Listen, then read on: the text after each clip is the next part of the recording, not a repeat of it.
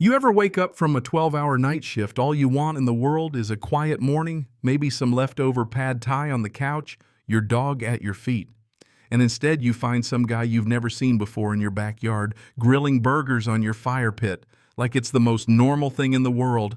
Yeah, that happened, and let me tell you the story. Just gets weirder from there. I'll back up a second because even now it's hard to believe it really went down like this. It was a Saturday sun barely up, and I'd just slogged home after another marathon at work. Took a shower, grabbed my leftovers, and was halfway to collapsing on the sofa when I glanced out the kitchen window and nearly did a cartoon double take.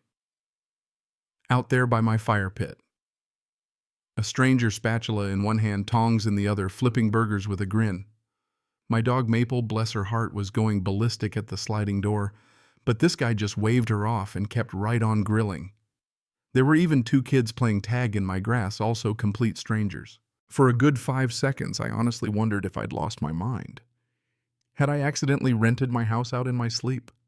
Was I concussed? But then I saw it, the side gate wide open. My private gate, the one that's always locked, hanging open like a store at grand opening. I slid the door open, grabbed Maple's collar so she wouldn't barrel out, and stepped outside. "Hey," I called, trying not to sound as freaked out as I felt. "Can I help you?" The guy spun around all sunshine. "Oh, hey, I'm Bram.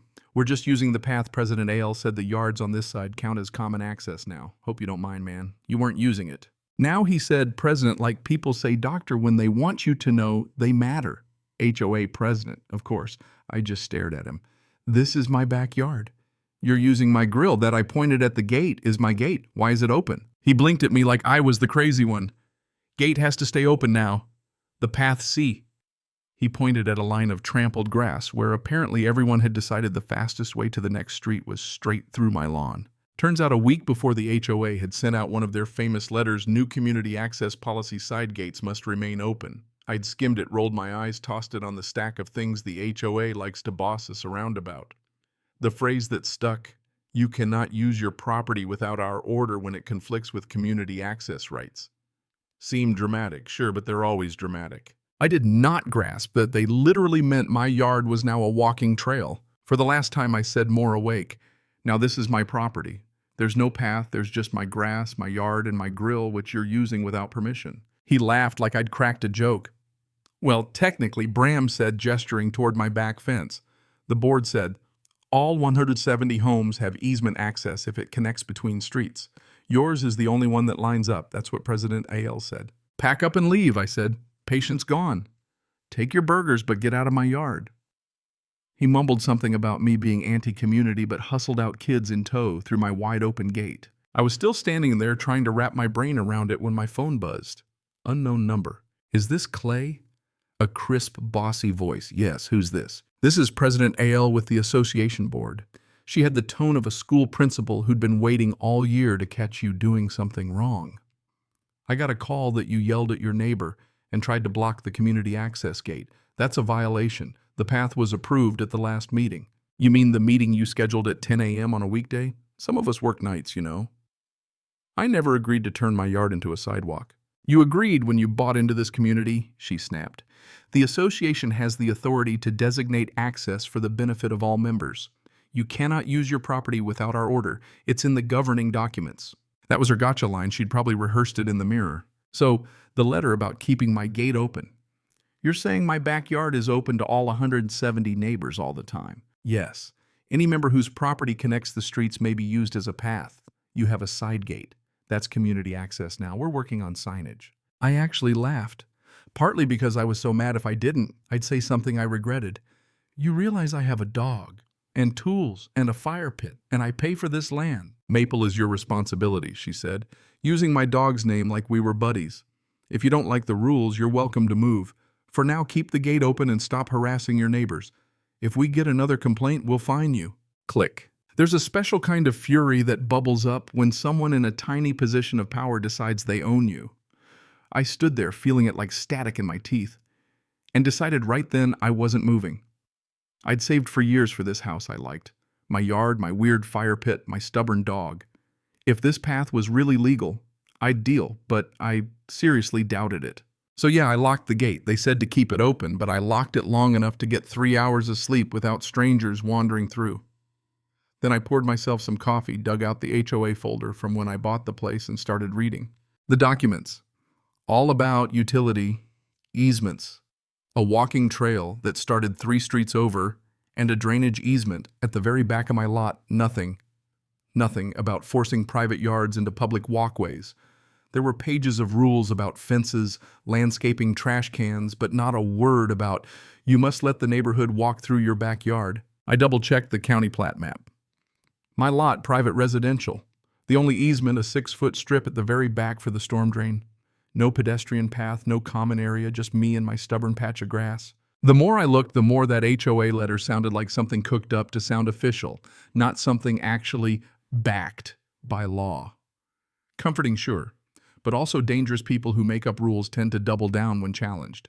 That night before work, I unlocked the gate, but wrapped a chain loosely around it so it looked closed. Maple stayed in. Next morning, I found the chain tossed on the ground and the gate tied open, like a store door in summer. Bright orange paper taped to my back door.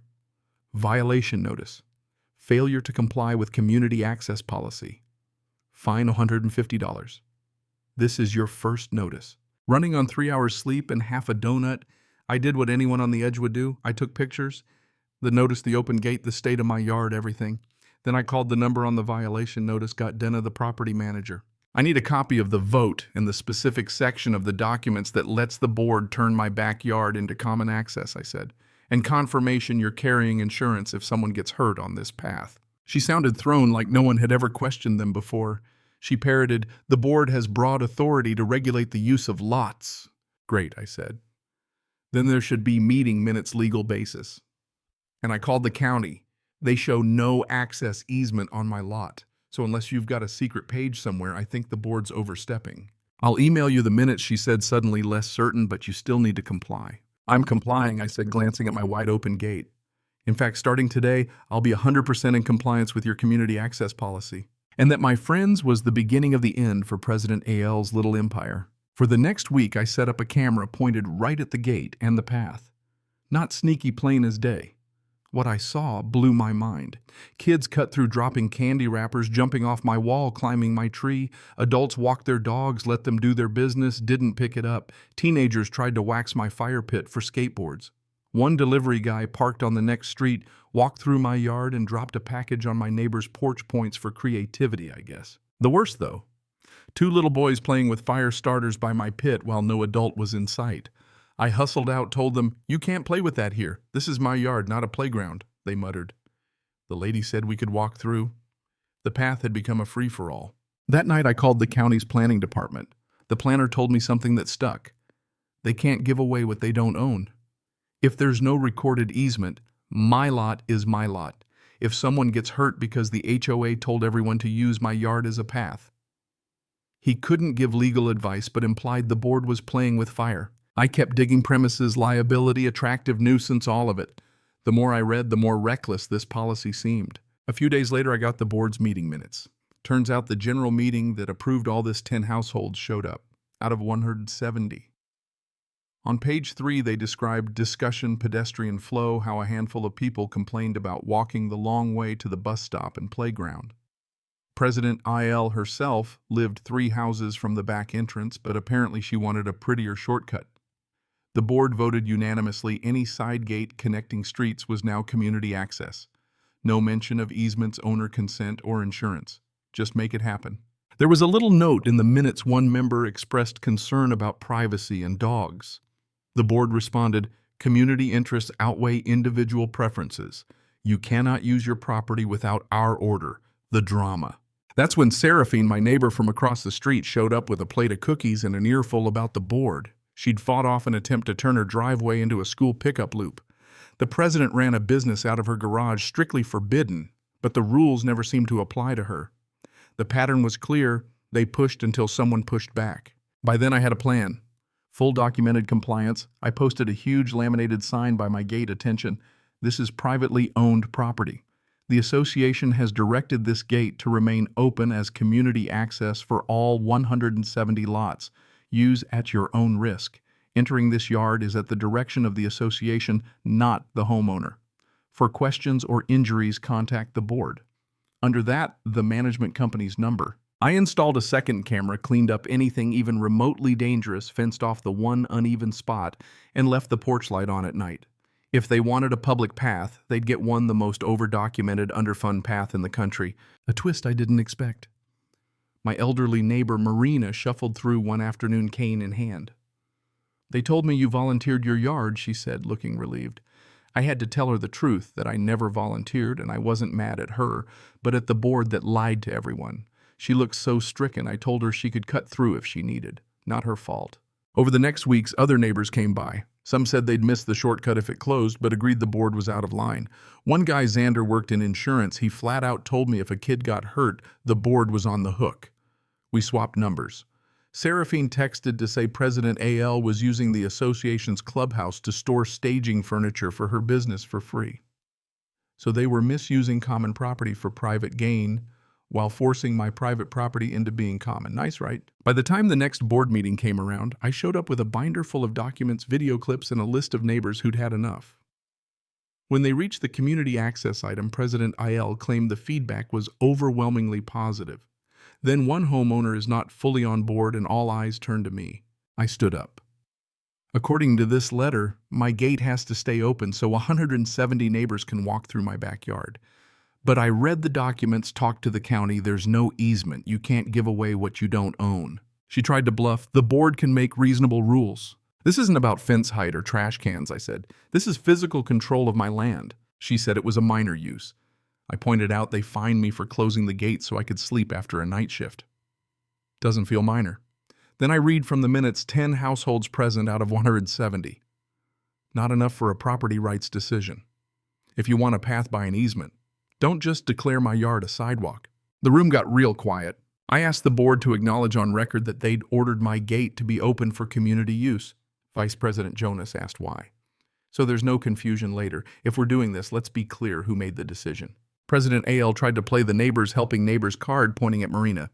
Poor Marina, used as a prop, said quietly that she liked the shortcut but hadn't known I hadn't volunteered.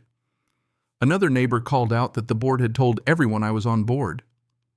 I set down the violation notice and pointed out that no one had ever asked me.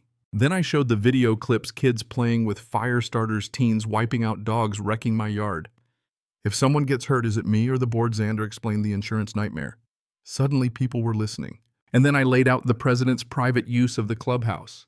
The double standard was impossible to ignore. I told the board I wanted 3 things: the policy rescinded for my yard and any private lot without a recorded easement, the fine and violation wiped from my record, and a commitment that future property use changes would follow the actual procedures with a real vote and real notice. When Jonas asked what if they refused, I said I'd file a complaint with the state, notify their insurance, and start a recall petition. Already had more signatures than had shown up to their last meeting. So let me ask you, what would you do if your HOA tried to turn your yard into a public shortcut? Is community good a reason to ignore your property rights, or is there a line that shouldn't be crossed? Let me know down in the comments, especially if you've had your own HOA showdown. And hey, if you enjoyed this story, share your thoughts about what real justice looks like in your neighborhood. See you next time.